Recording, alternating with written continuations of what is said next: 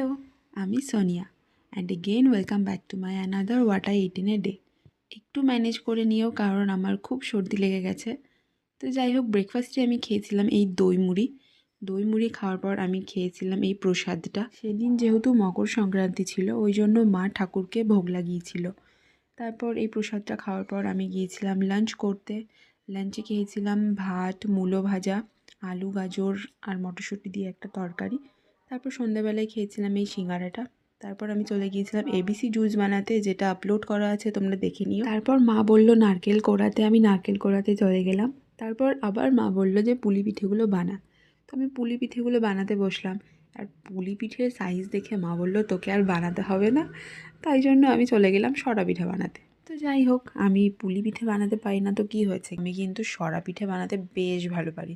তোমরা একটু পরেই দেখতে পারবে। আচ্ছা, তোমরা এটা কি সরা পিঠে বলো না কি বলো, আমায় একটু জানিও তো কমেন্ট করে যে তোমাদের ওখানে এই পিঠের নামটা কি। যাই হোক, কথা বলতে বলতে আমার সরা পিঠে তৈরি হয়ে গেল আর আমি দুধের মধ্যেও ছেড়ে দিলাম। তো ডিনারে আমি খেয়েছিলাম এই দুধের পিঠাটাই। তো দেখা হচ্ছে পরে মিনি ব্লগে, বাই।